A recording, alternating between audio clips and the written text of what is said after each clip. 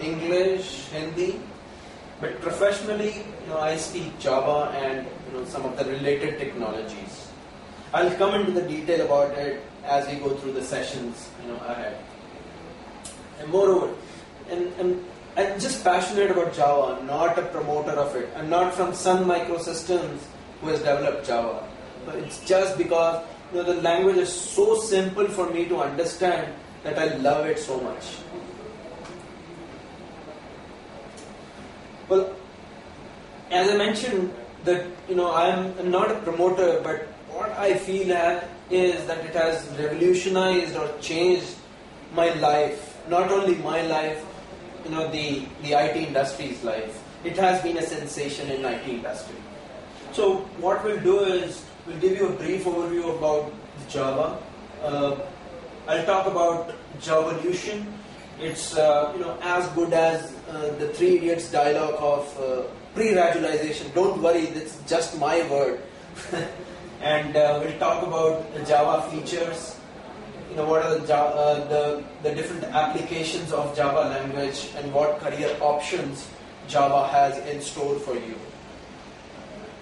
To give you a very brief overview, Java was developed by Sun Microsystems at Sun Labs in 1991 by a scientist called as Gosling. It was called as Oak and majorly meant for the handheld devices, for the home appliances like your washing machines, the electric fans. But it has grown as a very, very widely used enterprise level based application, not just focused on home appliances now. The widely used OOPS language. And Java is actually C++ minus plus plus. Looks confusing, right? But if I compare C++ and Java, Java has its own bench of strength and C++ has its own bench of strength. So I would not say Java is the best. But yes, there are some features which are less than C++ and there are some features which are more than C++. So minus means there are some features which are less than C++, some features which are more than C++. Java emerged along with the emergence of internet and the web. It comes with a beautiful set of tools, with a set of classes, packages through which you can develop good applications. We'll talk about these as we go ahead in the sessions. Just to give you a very small overview about Java evolution, Java started off with a very basic set of libraries with a few hundreds of classes to now thousands of classes being developed, and the latest edition has been Java Standard Edition 7, and they plan to launch Java Standard Edition 8 by 2012. So we'll talk about the usage of these classes, these libraries in our projects. This is the most fascinating feature about Java. Its features. When I used to write code in C, in my college time, I was asked to write a button in C. And, that was really the toughest part for me. It looks very simple, but, it's just not drawing or designing a button. There is a lot of functionality which needs to be implemented besides just drawing the button. Java is, it makes the life easier for a developer. If you know C, if you know C++, that is for sure you can learn Java in minutes like this. So,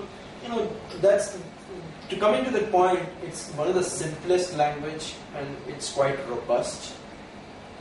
Of course, it is object-oriented. We'll talk about the object-oriented principles later in the due course of time. It is one of the most secure languages. If you talk about applications in, NASA, if you talk about applications for credit card applications, Java is there.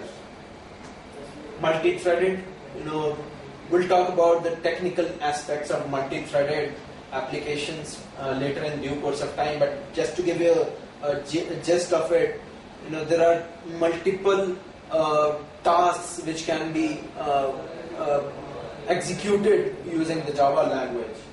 It's dynamic. You can build dynamic web applications. Vora. Whoa, that sounds like a buzzword. But yes, it is very important to understand that Java promotes this concept. Write once and run anywhere. You can write your Java program anywhere in any of the platforms and run it or execute it in any other platform. That's the most beautiful part of Java. Like for example, if you've written your Java application in the Windows platform, but you want to execute the same in Linux, that is possible. And that is possible through the compilation and interpretation nature of Java, because Java is first compiled and then interpreted. So the next point is as good as explained as earlier. It is distributed. You can write application in one address space or in one machine, and you can run or execute the function from a different machine. It is highly performing. So we'll talk about these in detail, in depth, in the sessions ahead. Here is the Java spectrum. The Java spectrum for me is, I would say, as good as where you can get a job through Java. For me, I started off my career in the healthcare field, and I'm now working in the CRM field. So what I'm trying to say is, Java, if you learn Java, you can go to any of these fields, which is good for your career. Now, if to give you a brief overview about these, these industry level verticals, healthcare. Like I started off, in a healthcare company as a Java professional. We were developing emergency department solutions. An emergency department solution had a software developed in Java using web services. So, moreover, then there are other hospital management systems, electronic medical records. If you talk about X-ray machines, even your X-ray machines and MR machines use Java these days. Every software, every element, there would be some presence of Java. Retail, if you talk about Reliance Fresh, if you talk about Walmart, Java has its presence there in their softwares. Like if they want to maintain their inventory, they want to maintain their the sales figures, each and every application they have developed uses Java in one way or the other. You talk about ERP. Well, ERP is it stands for Enterprise Resource Planning. At a very high level, what it is like you have different organizations within an organization. Like for example, a company like TVS has its manufacturing unit, has its HR, has its accounting or the finance department. But how do they talk to each other? They can't run on their own as an independent unit. They have to talk to each other.